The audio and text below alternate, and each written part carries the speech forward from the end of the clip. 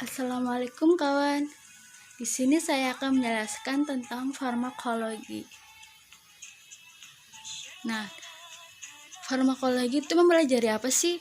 Farmakologi adalah ilmu yang mempelajari penggunaan obat untuk diagnosa, pencegahan, dan penyembuhan penyakit.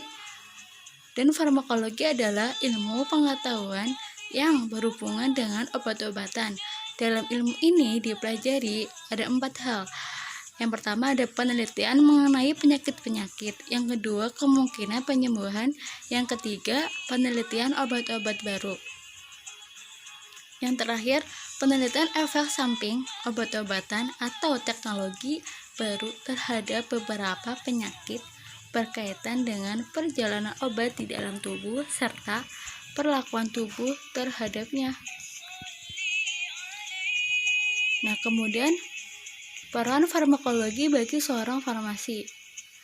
Yang pertama, menemukan obat-obatan baru untuk membantu memerangi penyakit. Yang kedua, meningkatkan efektivitas obat-obatan. Yang ketiga, mengurangi efek samping obat yang tidak diinginkan. Yang terakhir, memahami, mempelajari, dan meneliti mengapa setiap individu berbeda dalam cara merespon obat-obatan tertentu, serta mengapa beberapa orang menyebabkan kecanduan pada obat-obatan tertentu. Perjalanan obat dalam tubuh ada 3. Yang pertama, biofarmaseutik atau farmasetika. Yang kedua, fase farmakologi. Yang ketiga, fase farmakokinetik. Nah, yang pertama, fase biofarmaseutik atau farmasetika. Fase ini yang meliputi waktu mulai penggunaan obat melalui mulut sampai pelepasan zat aktifnya ke dalam cairan tubuh. Fase ini berhubungan dengan ketersediaan farmasi dari zat aktifnya, di mana obat siap diabsorpsi.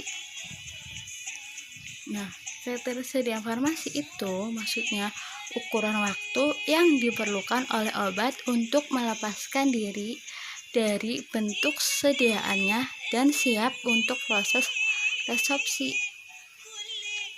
mulai saat pemberi obat hingga terjadinya penyerapan. Nah, fase biofarmaseutik itu ada 4 proses. Yang pertama ada liberasi atau pelepasan. Proses pelepasan zat aktif ini dari bentuk sediaan cukup rumit dan tergantung pada jalur pemberian dan bentuk sediaan, serta dapat terjadi secara cepat. Pelepasan zat aktif dipengaruhi oleh keadaan lingkungan biologis dan mekanisme pada tempat pemasukan obat, misalnya gerak peristaltik usus, dan hal ini penting untuk sebuah tablet. Nah, yang kedua ada disolusi atau pelarutan. Tahap ini merupakan keharusan agar selanjutnya terjadi penyerapan.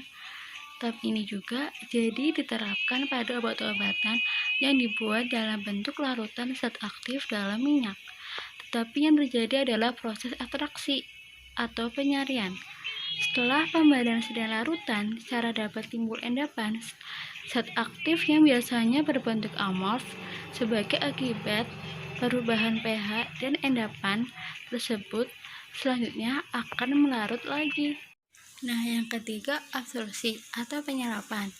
Tahap absorpsi ini merupakan masuknya zat-zat aktif dalam tubuh yang aturan-aturannya ditengarai oleh pemahaman ketersediaan hayati atau bioavailabilitas.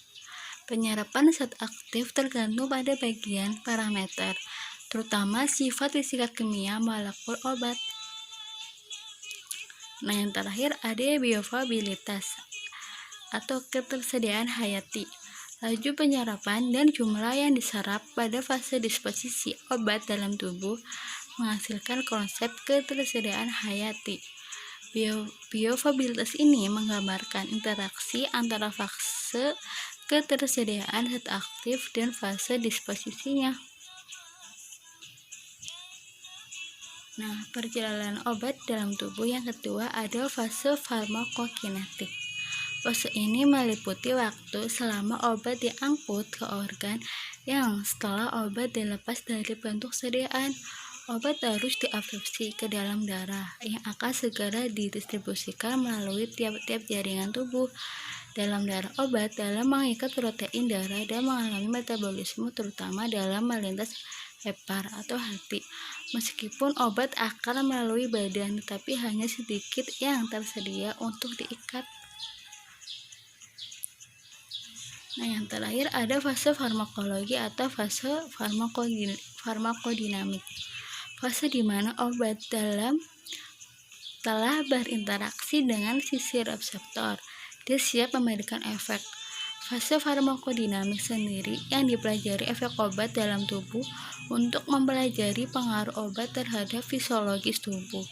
Kebanyakan obat pada tubuh bekerja melalui salah satu proses interaksi obat dengan reseptor, interaksi obat dengan enzim, dan kerja obat non-spesifik.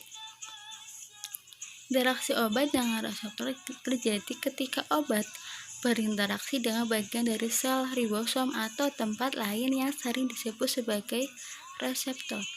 Semakin banyak reseptor yang bereaksi, maka efeknya akan meningkat. Interaksi obat dengan enzim dapat terjadi jika obat atau kimia berinteraksi dengan enzim pada tubuh. Terima kasih.